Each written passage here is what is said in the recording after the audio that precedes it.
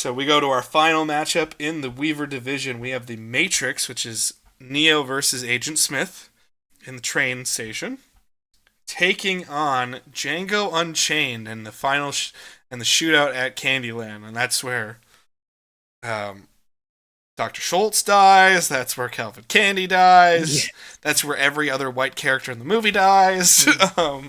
So you'll be the decider. I was split here, 5-5. 8-2 Django. Okay. Hey, that's fine with me. So here's where I was floored.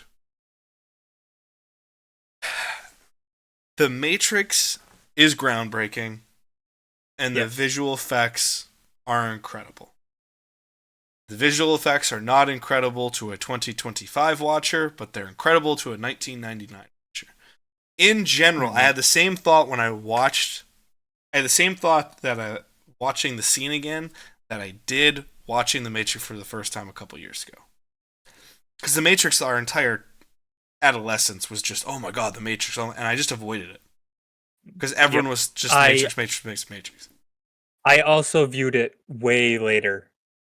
So, And you've seen other dystopian stuff that's similar or has similar thought processes or concepts to it since that I don't want to say are better, but I just think I prefer, I guess.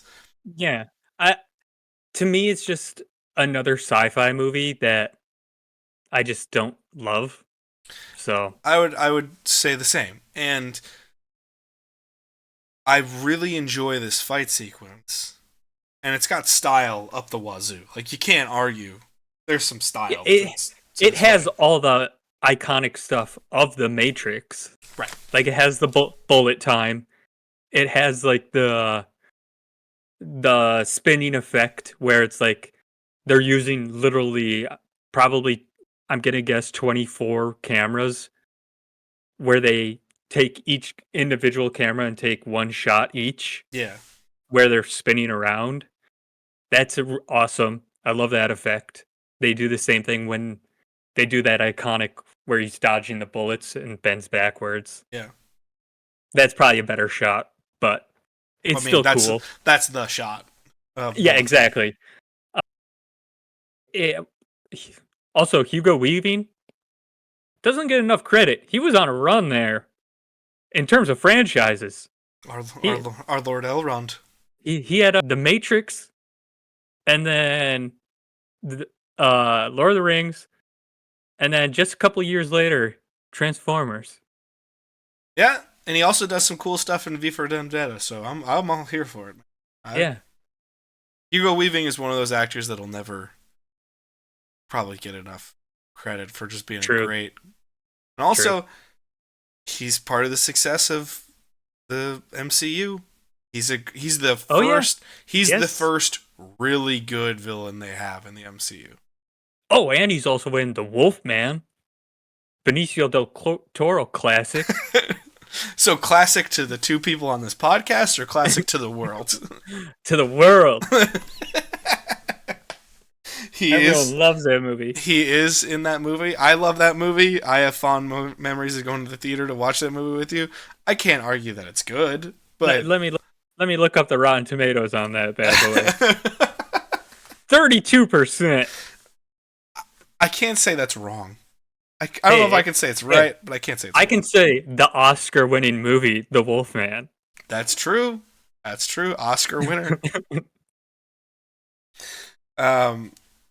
So with that said, um, I also just had that nice moment watching The Martian, and that's what got me the most attention in the movie was the scene when they were talking about like the secret project code name. They were like Project Elrond, and she's like, "What is that for?" And then all the men just take turns Yeah. explaining a Lord of the Rings reference, and I knew the entire. I'd seen that scene before, but Ab was sitting right next to me. I was just like, "Yes!" And then even Jeff Daniels was like, "Well, we couldn't call it Glorfindel." I was just like, "Damn it, it's awesome!" Because I'm knowing it backwards and forwards now. But again, The Matrix, it's groundbreaking for its time, and it will Yeah. always be an icon. I think it's the same as Aliens. When it's built up to you as whoa, and time passes, it doesn't have that same effect that like uh, looking back, the movies that we've gushed the most about are 80s and 90s movies. There's not a whole lot of modern Yeah. stuff. There's not a whole lot of modern stuff that's dominated. Like Yeah. Well, I think the thing of going against the Matrix is we don't have any nostalgia for it. no. We both saw it much later. So, Right. And the thing is this, like Django, I think that scene's incredible. I and so do I. Those physical squibs, oh amazing. yeah. They're so bloody. But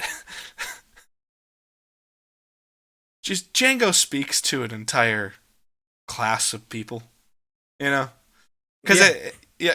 cuz you could say it speaks to a race of people, but that's not inherently fair because also there's a bunch of people that just know, wow, white people really sucked in America back in the day, huh? Yeah. They really fucking sucked. And you just get everyone going, yeah, get him. Get that fucking Yep. whitey. Over and over and over again. And of course, it's gratuitous Tarantino action, so you have to just love it. And the tone matches. Yeah. Oh, well, yeah. I mean, like all uh, Tarantino after from Inglorious Bastards onwards, the endings of his movies have become just a farce in terms of the level of violence. Like they I are. mean, Kill Bill even though. Kill Bill, same deal. Yeah, that's true. That's very true. Kill Bill Volume Like 2 doesn't have it, but Kill he Bill Volume he 1 does. he just has soldiers straight up shooting Hitler in the face, like point blank. And then there's Django where it's just bloody Well, beyond also, compare. what I loved about watching that scene was every time you think there aren't any more white people with guns to come, more white people with Yeah, guns come.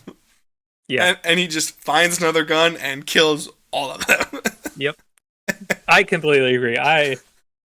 I was giving Matrix a little bit more just because Oh, the icon icon, bomb. but I do enjoy Django a lot more. So It's so much I'm glad you fun. rated it more. Yeah, so 13-7 win for Django, and All right. that is our division round one, the Weaver division round one